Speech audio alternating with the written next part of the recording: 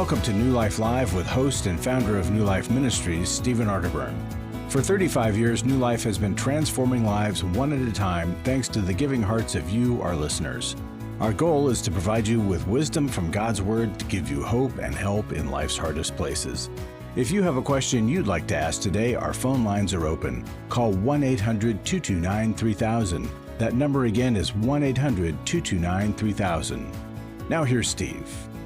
Hi there and welcome. This is New Life Live. Glad you're with us here on a Thursday, and hope and pray that something we're going to say today might help you or someone you really care a lot about. And two people that I care about are going to do this with me.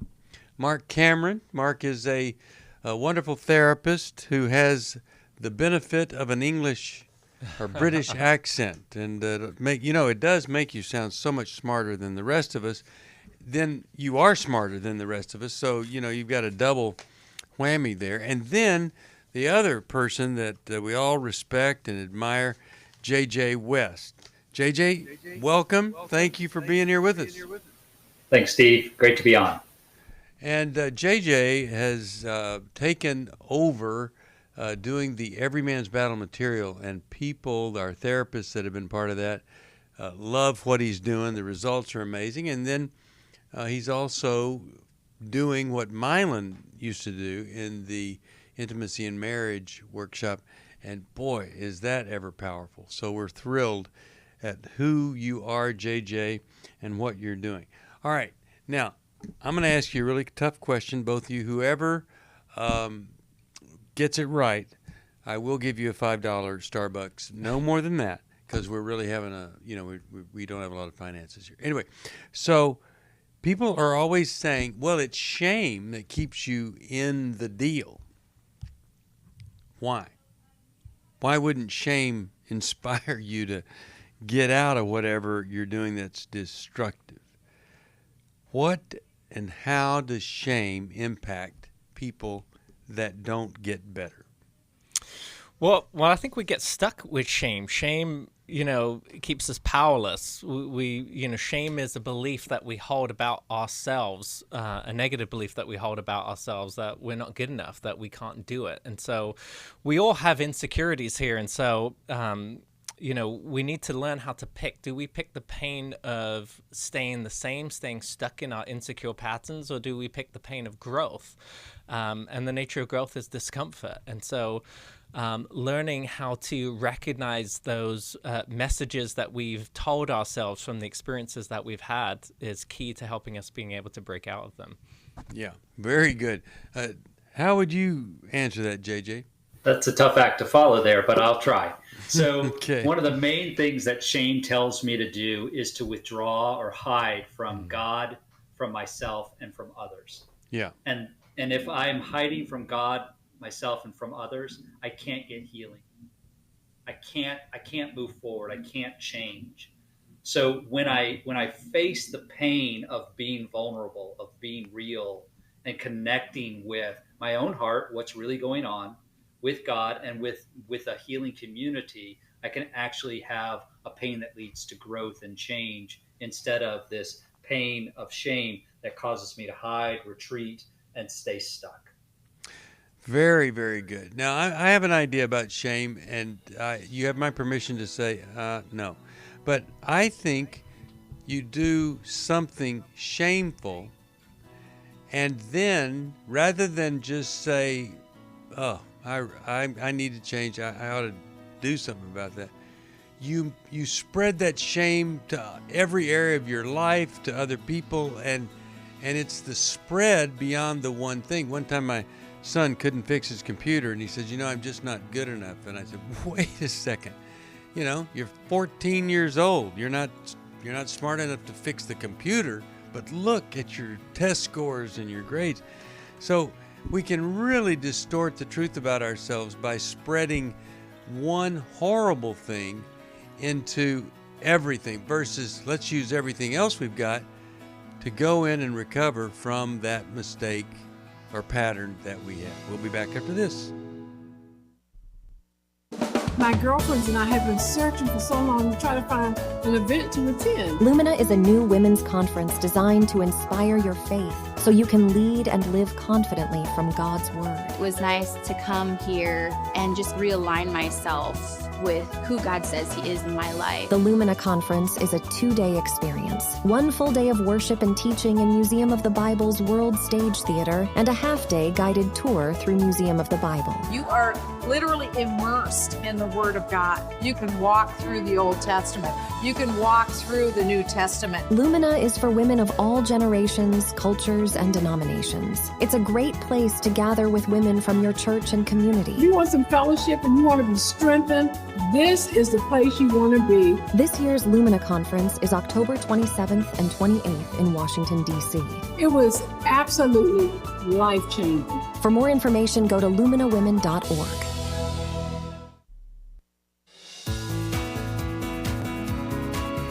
To find out more information about New Life or to order any of the resources mentioned on today's program, call 1-800-NEW-LIFE.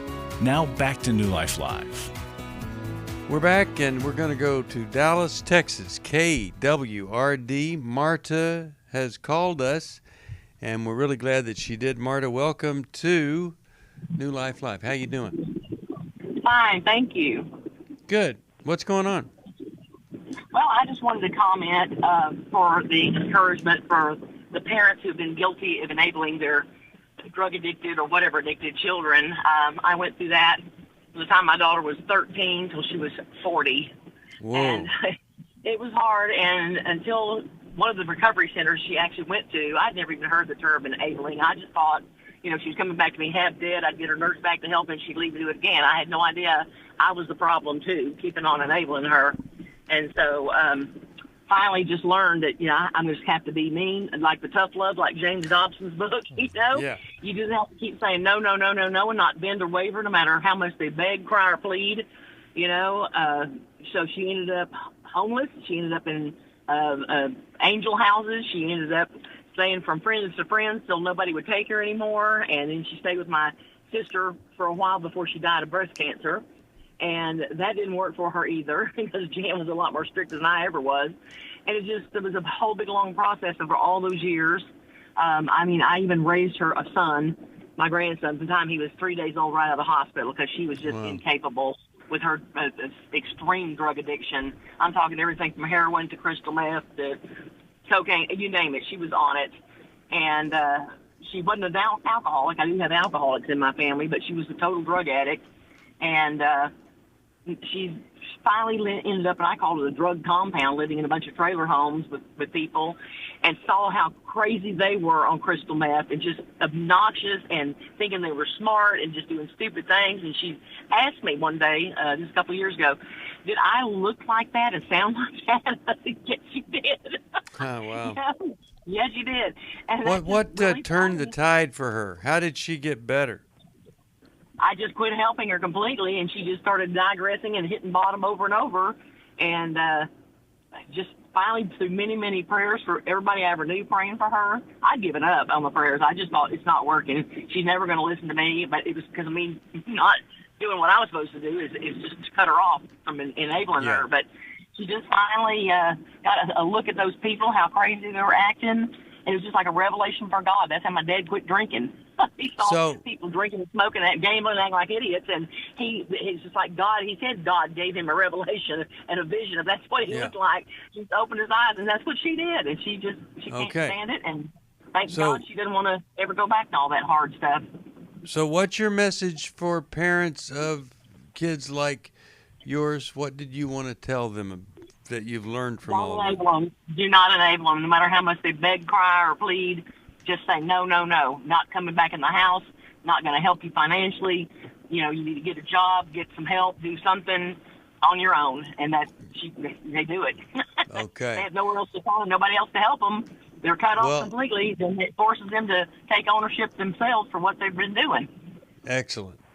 Well, all right. Let me just to say. Trust me, she bought me for everything all her life. Yeah. Well, sure.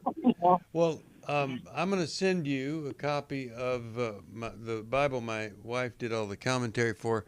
the 1 Year Bible for Women, and I hope that will be a blessing to you. You know, when I started working with alcoholics, it was only 1977. That's when I started working with alcoholics. And I think that there's a term we don't often use with people around them. To me, enabling is like, okay, I can't go to work, and I enable them by calling work for them and saying, yeah, Bobby's not going to be there today. Or, you know, just trying to just make life easier for them. There's another term which I think goes beyond enabling, and it's a perpetrator. You get so wrapped up in this person that you love, care about, or they're in the family, that you actually become not just enabling their problem, but you're kind of fueling their problem, because you end up wanting them to need you, or you don't really want it, but you kind of depend on them depending on you. And it's a really sad situation. And so if someone says, I think you're enabling, well, you kind of feels like you're not really, because you need a more serious kind of help. Whether you're enabling or perpetrating, you're aware of things, and you need to deal with what you're aware of. Many times the drug addict is not aware of anything until it's all taken away. Well, I'm really glad she called, and I hope and pray that some of you parents, that it's so hard to let go, but surrendering to an almighty God is so, so important in these kinds of situations. All right, let's go and talk with, how about we talk with Mary, Atlanta, Georgia. WNIV is the station. Hey, Mary, how are you? Hello, I'm not doing too well. I just recently found out my husband has had 2 affairs. Oh, the my. first one lasted about a little over a year, and the other one lasted just about a year. And how do you know this? Why do you know about this now? I called him on his part-time job to talk to him, and he inadvertently put me on 3-way with the female, and I heard the conversation. Oh, boy. And how did he react when you found out? What was his reaction? Was that he was so sorry, but that I left him no other choice, because I had been holding out sexually, and the only reason why I had been is because I had some serious issues with menopause, and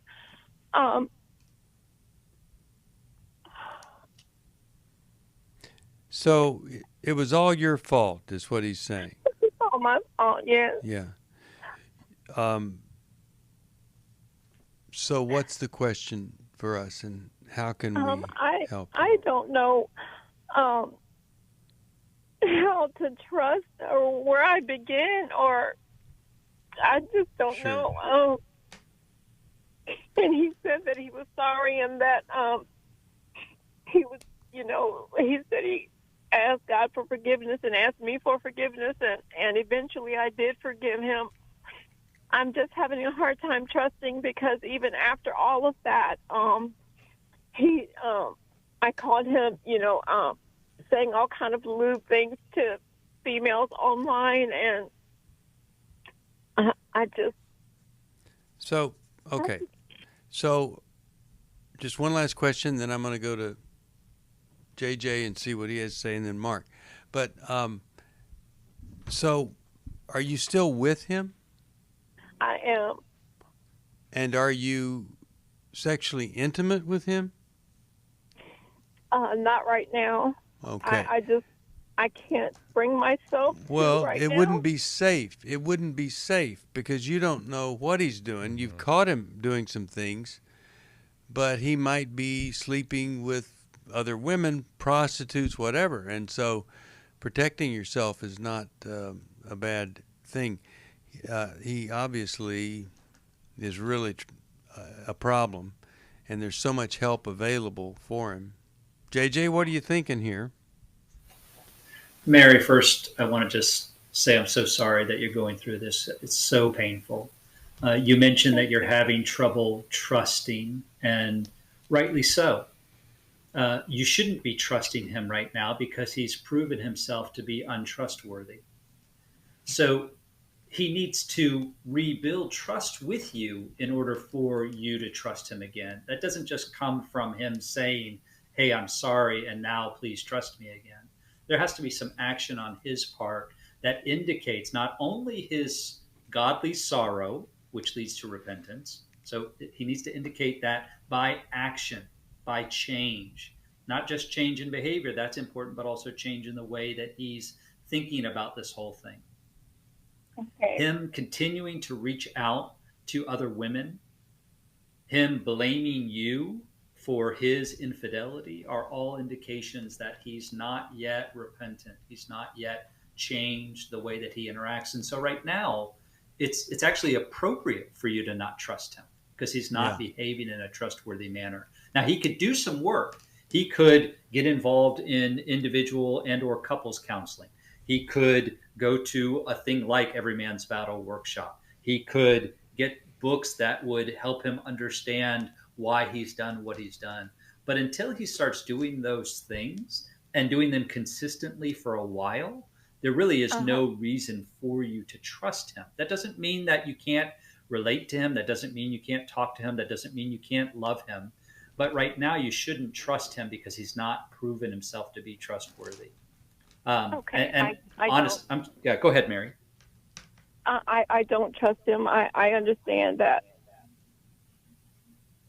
Okay, good. Yeah. And that's okay for you to not trust him. Because what I heard at the beginning, it sounded like you were feeling bad, like you were doing something wrong in not trusting him. And I just want you to hear you're not doing anything wrong. In fact, you are giving him the right response. If I behave in an untrustworthy manner, I should expect that people would not trust me. Right. Now, so what should she do? What should she do to get better? Yeah. So two things. One, I would encourage you to help him to see that he needs to make some changes, that you set those boundaries with him. Hey, here's what I need you to do. I need you to make an appointment with a counselor. I need you to sign up for some sort of treatment like an Every Man's Battle workshop or some sort of 12-step group, something where you're working on you. And I need to work on healing for myself. And so it may also be that you go to something like a Restore workshop, which I think would be a fantastic experience for you to be able to surround yourself with other women who know exactly what you're feeling. Okay. Yeah, if you don't get support for you, it's going to be really hard when he starts to manipulate even beyond what he's doing right now. Okay. So Mark, what do you think? Yeah, she should Mary, do I'm to make heartbroken things for you. better? This is an awful situation, and I think you need to ask yourself, what are you willing to do? Because the only time I've ever seen marriages recover from affairs is when the unfaithful person is broken, like the betrayed person is broken. Yeah. And until you get to that point, until they can share in the pain with you, that person will continue to make excuses to why they should continue in unfaithful behavior. And so, yeah, I think, and so he needs to commit to a process of radical transparency where he's holding himself accountable. You're not the one holding him accountable. I do think you need to come up with what your boundaries are and say, this is what I need. I need you to do this. I need you to do this. I need you to do this. But ultimately, in the end, he needs to be the one holding himself accountable and not you, the one who's having to follow up every time. And so I think you need to ask yourself, what are you willing to do? Because sometimes, it is appropriate when somebody is unrepentant, it is appropriate to create some space. And sometimes that has to do with them moving out or you moving out, to give them a preview of, if you continue with this behavior, this is what the relationship is going to go to. Okay. And so the other thing is, I believe in telling him specifically, here are the things that I would see in you that would cause me to believe maybe it's time for us to reconcile. I would sense that you are now an honest person, and it would feel good. I would sense that you're a compassionate person, and that you are curious about me rather than feeling the need to defend you. I would see a humble person and a contrite person who tries to make things right. See, and then you would say, here's what I think, based on what I know, that would help you get there. I'll send you Worthy of Her Trust. It's got all of this kind of stuff in it, and I hope that that will be a blessing to you. But you have a lot of things that need to happen before you're going to say, I forgive. We'll be back. Our marriage was just so toxic, and just so many simple interactions that turned into conflict. And so we signed up to participate in the workshop. This is Steve Arterburn. Our Intimacy in Marriage workshop examines the various types of intimacy, spiritual, emotional, and physical, as well as the challenges of experiencing true intimacy. The tools that we received from the Intimacy in Marriage workshop were tremendous. It was so much that we were able to take and utilize and actually come back and apply. Don't settle for a miserable marriage, or even one that's just okay. It's possible to have that great marriage you always want. The next Intimacy in Marriage workshop is October 20th to the 23rd in Dallas, Texas. Call us at 1-800-NEW-LIFE to find out more, or go to newlife.com. 1-800-639-5433. Best decision we could have ever made. There's no price that we can put on having healthy marriages. Chris Williams on coaching. Oftentimes I get asked, what is the difference between therapy and coaching? The biggest difference between the two is that a therapist is going to be looking for a diagnosable mental health condition, whereas a coach is going to look at a particular issue and help a person work through that. If you need a coach, call New Life today and ask about the New Life Coaching Network. Our coaches have been trained and screened with the same intensive process we use for our network counselors. If you're looking at an issue in your life that you just kind of want to change, whether it be your weight or leadership or other areas of behavioral patterns, check out coaching. There can be some really, really helpful things for you. Take control of your life and take action to achieve your goals. Call 1-800-NEW-LIFE. That's 1-800-639-5433 and talk to us about getting a New Life coach. 1-800-NEW-LIFE.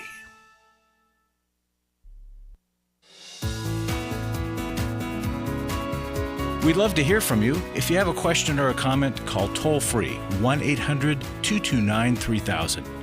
Now back to New Life Live.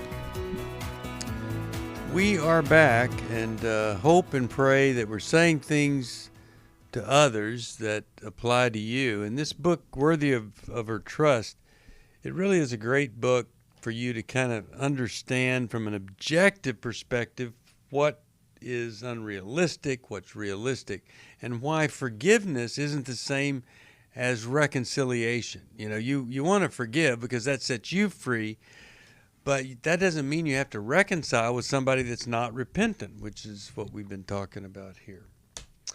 All right, and again, like I said there, that Worthy of Her Trust, great book that could help a lot.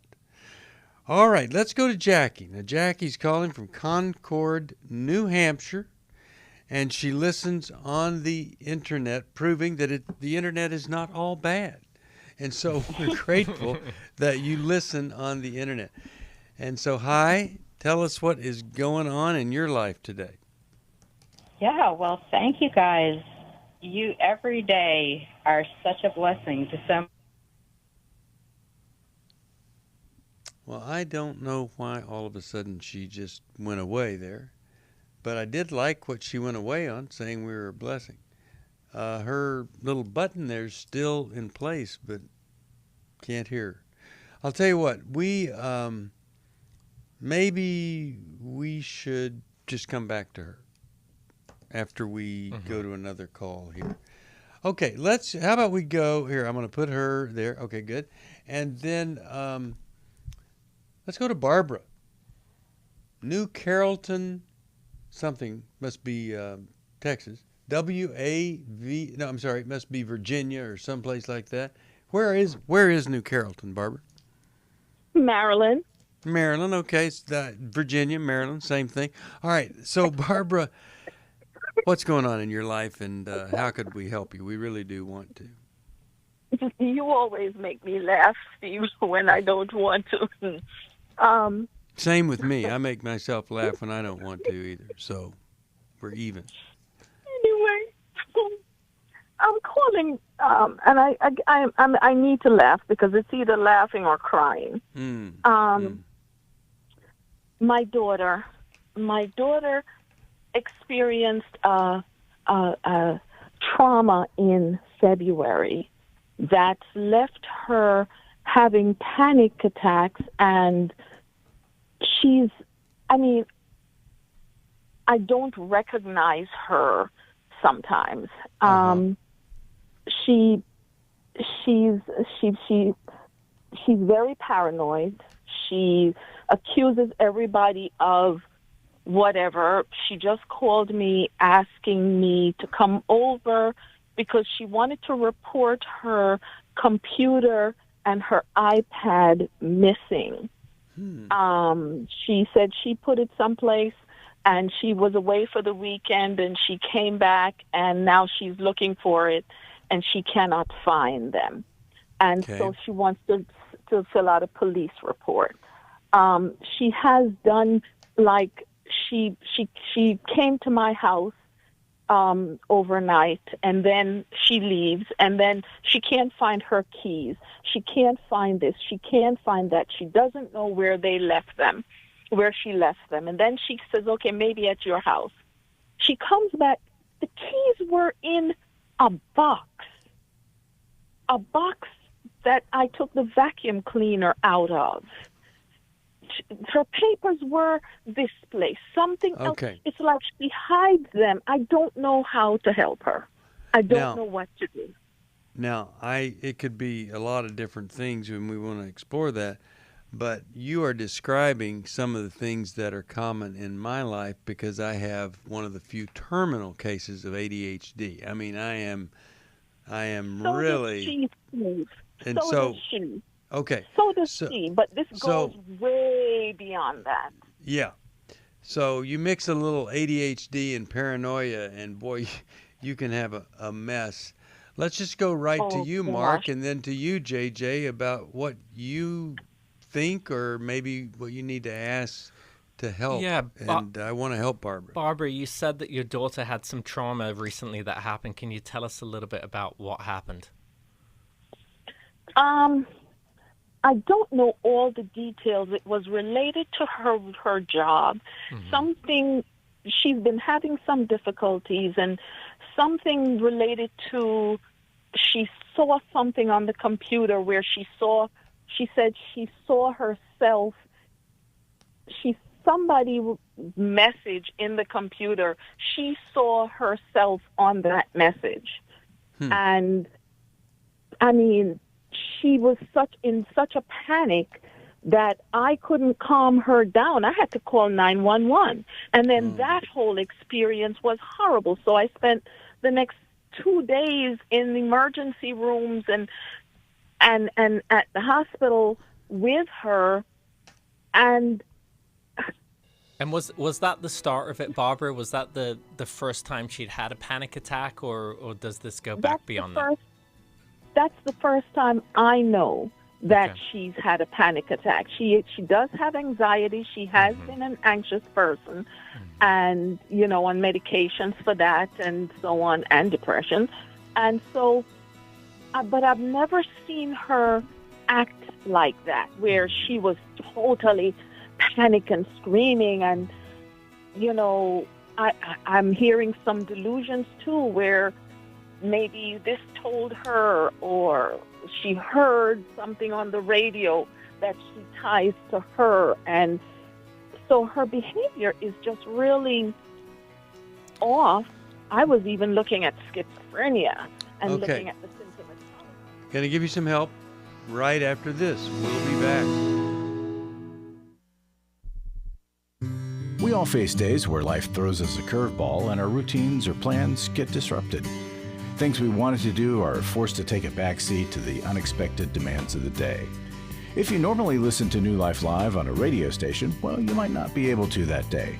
And on these hectic days when you're feeling stressed or frazzled, hearing the sound of counsel given on New Life Live is just what you need to navigate the unexpected things of life. Every time I'm troubled or I have a problem, I'll cut on New Life, and there's always something that is said that is helpful to me. By listening, I have learned more than I can ever express about how God wants me to live. Download the New Life app for the easiest way to listen wherever you are and at a time that's convenient for you, or watch the show on our YouTube channel.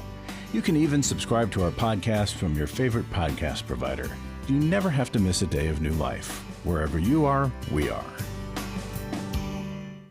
I have given to New Life regularly because I have so many people that I am referring to New Life who so benefit from the ministry. I just can't imagine what would happen in my area if New Life wasn't available to us. You can help New Life Live stay on the air by joining Club New Life today. When you sign up to support us monthly through Club New Life, we'll send you the new member thank you gift of all 8 100-day devotionals, including 100 Days of Prayer, 100 Days of Freedom from Depression, and 100 Days of Peace.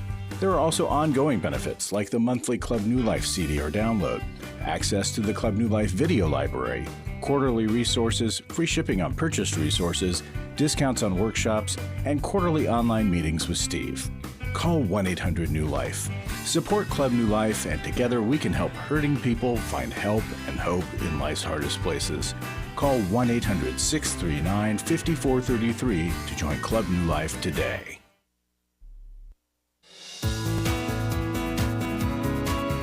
We're glad you joined us for New Life Live.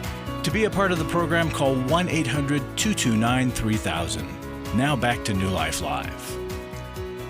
We are back talking to Barbara here and about panic attacks. And I was just telling the group, I went to a gentleman that reprogrammed my brain. And although people that work with me would say, I don't see any difference, but it really did make a difference. And the last person I referred there, his daughter was having panic attacks, doesn't have them anymore. Your situation, though, does sound like something that is beyond just the panic attack, and you need a psychiatrist, I think, to evaluate and prescribe what's needed there. JJ or Mark, either of you have a comment? Yeah, so here. I think what I was going to say here, Barbara, is, so she's having some kind of trauma response right now, and obviously she's got high anxiety here, and when we're having anxiety, it's the body's way of saying that we're in danger, or we may be in danger, but we don't know when it's going to come.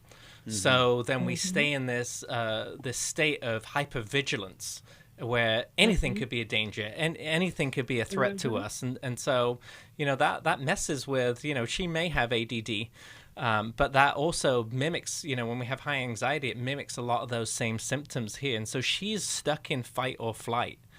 And whatever she saw on that computer, her body coded that as, into a survival level threat, even though it wasn't a survival level threat. And so she's responding from this survival level process. And again, and I don't know, maybe there are some other things here you mentioned about schizophrenia, but people can have strange ideas when they feel like they could be in danger at any time too. Yeah. And that can sound strange. So yeah, I is she seeing a counselor? Is she seeing a psychiatrist already? She has a counselor that she has had for years, and she's seeing the program that she is at also has her medication management from their personnel. It's not a psychiatrist. I believe it's a psychiatric nurse practitioner. Okay. So she does have someone, but unfortunately, she has a new person who doesn't really know her. They do have her on medications, I've had to monitor, are you taking the medications, and feel like I am, she looks at me like, who are you? Because, I am, I'm being staff for this, sometimes, or following up on her or whatever. She's just really, so I don't know. I'm thinking she says she is, but I don't know if she is for sure unless I count the medications to know how many are used. JJ, you had a comment here that you want to make that might be helpful. Let's see what that is. A couple of things. Number one, Barbara, how old is your daughter? She is 39. 39. Okay. So unlikely, and I'm not going to diagnose her because I don't, she's not in front of me. I can't diagnose her over the radio anyway, but it's uncommon for someone to have schizophrenia onset that late in life. If this just, late. These symptoms much earlier, usually in your 20s. So it's unlikely. It seems more likely that what she's experienced, kind of what Mark was talking about, is she's under such a heightened state of vigilance. She feels as though threats all around her. And when that happens, the part of your brain that's responsible for fight, flight, or freeze is in the amygdala. So it's a part of the brain. It's different from the part of the brain that's responsible for logic and reason and planning things out step by step. And so because the part of our brain that is feeling like I'm under threat and I'm in danger, that's the part that's firing. Essentially, the part of her brain that is responsible for making those logical choices is gone offline. And so it really would be helpful for her to be in some treatment where she's able to recognize that she's not really under threat anymore. That thing that happened however many months ago it was, the trauma that she went through, is not a current threat anymore. And it would probably be really important for her to do some sort of therapy, maybe EMDR, which is eye movement desensitization and reprocessing, where she's able to make sense of the trauma she went through instead of having to relive it every day in every circumstance. Yeah, and so it sounds like she has an appropriate care team here, Barbara. So what I would do is, if she's not making gains here, encourage her to explore a different avenue here, just like JJ mentioned. EMDR is a specific therapy to help people process through trauma. So maybe you can encourage her here to try something different.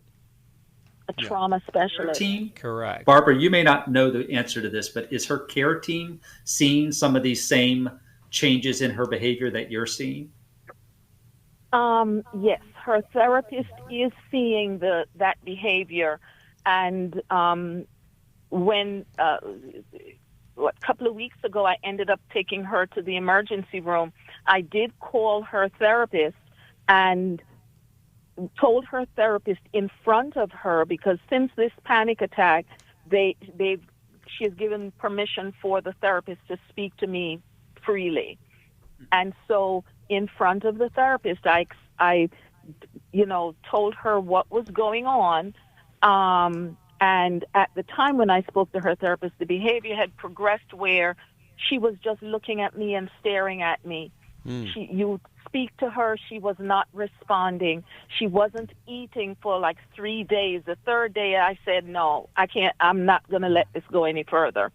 So I took her to the emergency room. Well, we got to the emergency room and she starts talking. So they sent her home saying, well, no, she's not demonstrating any of this. They kept her overnight, but they sent her home the next morning, but nothing was changed. No medications. They didn't probe. They didn't do any of that. Well, that can happen for a variety of reasons. Now, what do you think we ought to do for Barbara to help her? I'm trying to think of a resource that would be a good resource, and I'm drawing a blank here. So... Well, yeah, and I think it's probably good for you, Barbara, then to get into a group here. I'm glad that you have this open communication with the therapist, but I think you may be getting into a group to see, how you can kind of separate, your life too from your daughter's issues that are going on here. Maybe a codependency group. I've been, as a matter of fact, I wrote that down because I have been doing some reading on codependency, and I'm realizing that I am very much into it. I'm finally at my house. I've been at her house pretty much since February. I'm finally back at my house, and I'm realizing I've got to step back. Good. Yeah. And well, here's what will help you. Go ahead, Steve. Think. Well, I'm going to send her understanding and loving a person that you love with post-traumatic stress.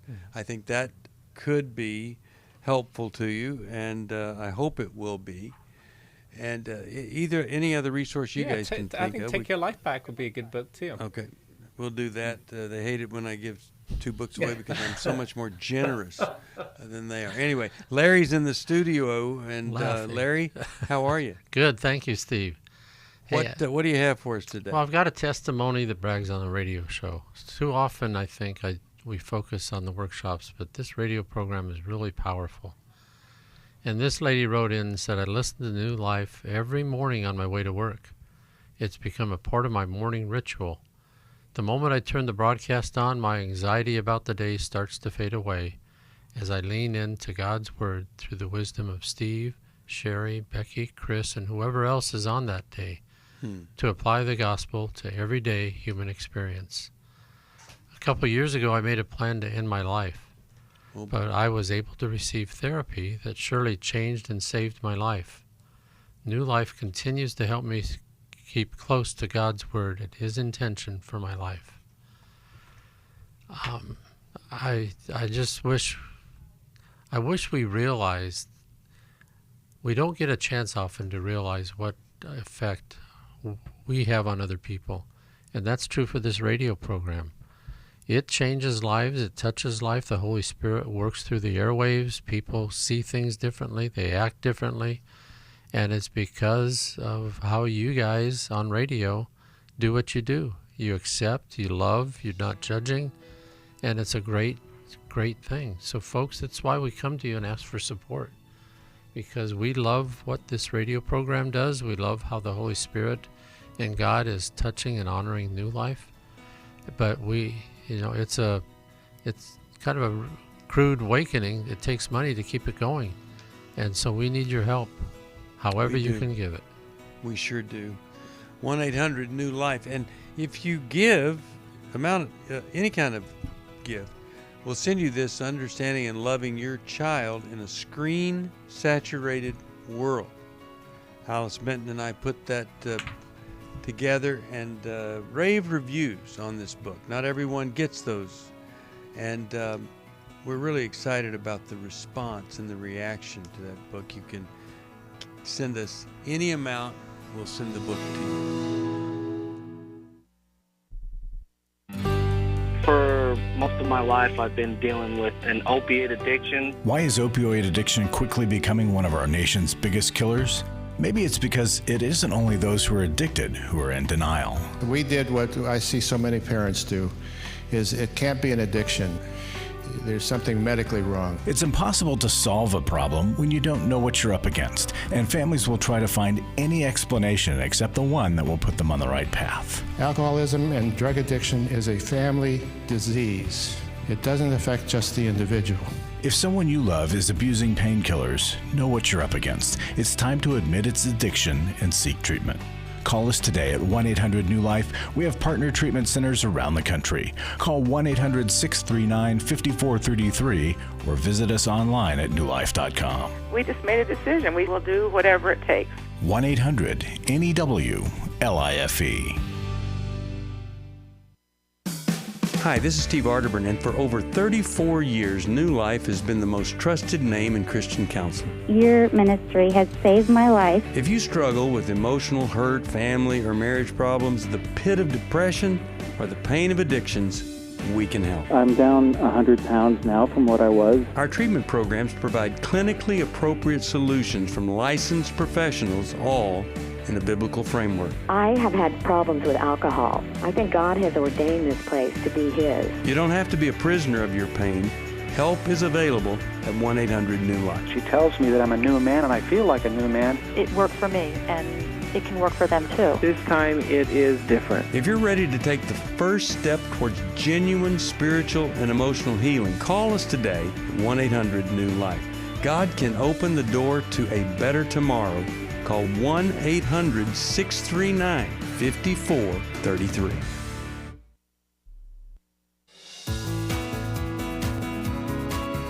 To find out more information about New Life or to order any of the resources mentioned on today's program, call 1-800-NEW-LIFE. Now back to New Life Live. We're back. Steve Arterburn here. We're going to go to April, Dallas, Texas. KWRD. April, how are you today, and what could we help you with? Yes, thank you so much for taking my call. I have kind of a switch situation. I live with my adult children, 21 and 23. But the situation was I moved in there. I had them after the divorce 10 years ago. They grew up with me, but then after graduating, they moved in with their dad, and he kind of he doesn't drink or smoke or do drugs or anything like that, but he allowed his relatives to come in and live in the house and do all those kind of things. Well, now he's become disabled, blind, and lost part of his foot because of his diabetes. Yeah. So the house is in foreclosure, so I moved back in to take over the mortgage and give him a free place to live. I kicked all the druggies out, and, I kind of told my kids what my standards were, and they know what they are. I've never done any of those things. Well, I live in the back of the house, and the church came and put up a door the way the house is situated, where I can have a den and the master bedroom, and in the front are the dad and my kid, and, we can shut that door. Well, they pay the electric and the, water, but I know, So what's the big issue? Well, the big issue is I know they're still doing this stuff. A little bit of, I know they're vaping and a little bit of marijuana. And I told them they weren't allowed to do that. But like I said, I moved into their world, and so I don't know, how to approach that. I mean, if they had moved in with me, like my daughter did a couple years ago in my apartment, she wanted her boyfriend to spend the night and, stuff like that. I'm like, no, you have to move out. So I made her move out, but I moved into their world. So April, you're paying the mortgage, is that right? And they're paying the utilities? Correct. Okay. Well, it seems like that they're in your world, actually. Mm-hmm. Yeah, it sounds like you're paying for the house. I mean, they're contributing here by paying for the utilities, but they're using the utilities here too. So it sounds like you're stuck with, can you set rules? I think is what I'm hearing you say. Right. And I think they're still very young, 21 and 23, and you're their mom. I mean, of course, they're young adults here, and they should be making a way for themselves. But I think you absolutely have a right to say something. I don't think anybody goes to live anywhere with other people, and there's no rules in the house or guidelines. So I think you absolutely have a right to be able to say, even if they consider you a roommate at this point and not their mom who's mothering them, I think you absolutely have a right to say, let's sit down and have some rules of this of the house and where things can be done. And they're not paying rent, right?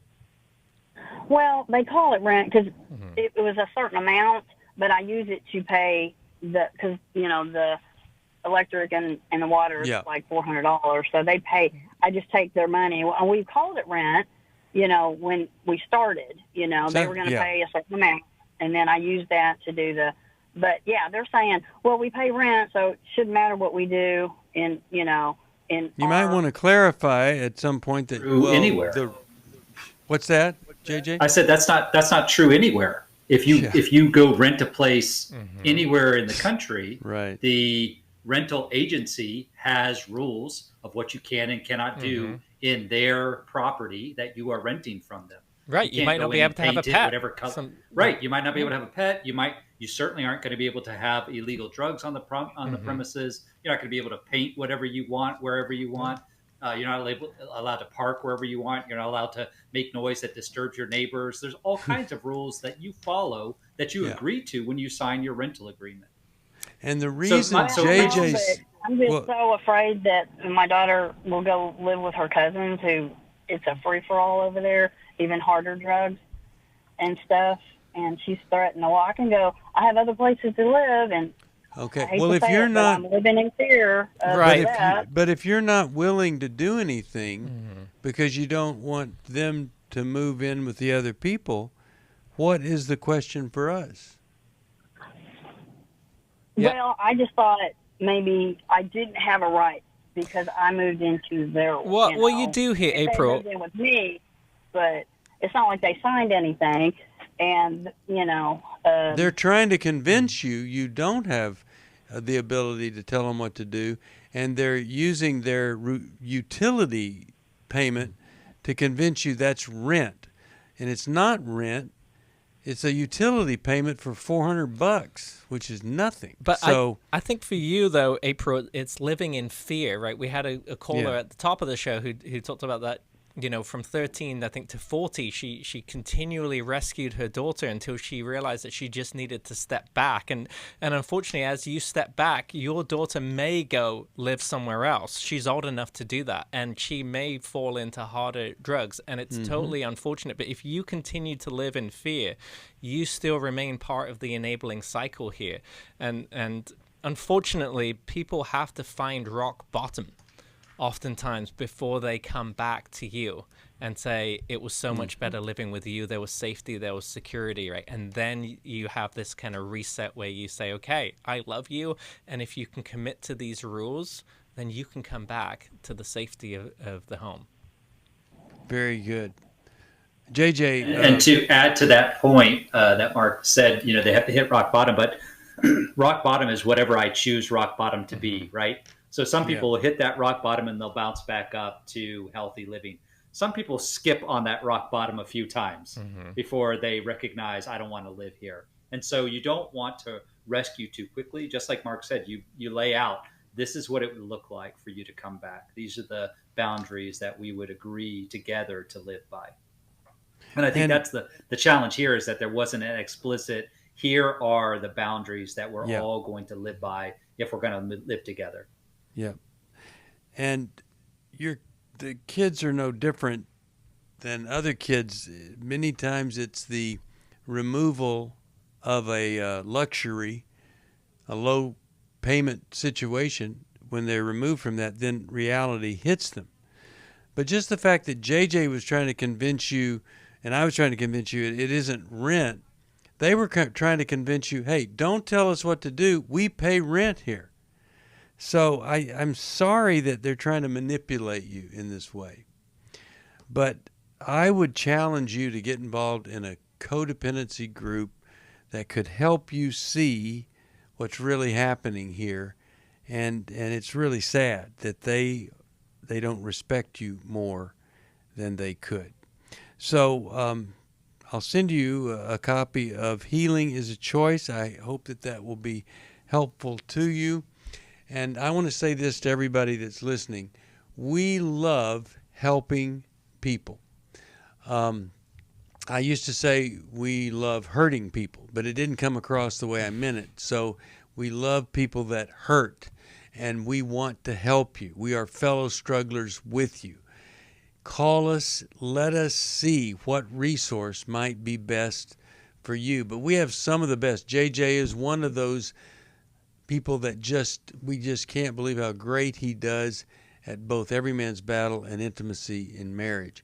You could be one weekend away from a totally different life. We can tell you about that, but you'll have to call us. And that number is 1-800-NEW-LIFE. Thank you, JJ, and thank you, Mark. Thanks to all of you who listen, watch, pray, and support us. We love you, and help us if you possibly can. See you next time. Bye-bye. Thanks for listening. We hope this program has helped you by giving you insights for handling the challenges you face in your life. We want you to know that we're here for you, But you also need to know that New Life Live is a listener-supported ministry. To make your donation or to get any of the resources mentioned on today's program, call 1-800-NEW-LIFE. That's 1-800-639-5433, or write to us at New Life Ministries, P.O. Box 1029, Lake Forest, California, 92609. Please join us again tomorrow for New Life Live.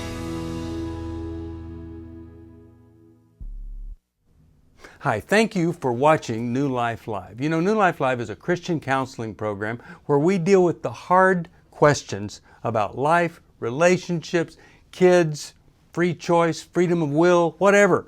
It's all right there on New Life Live every day, every weekday, 1 p.m. Eastern, 10 a.m. Pacific.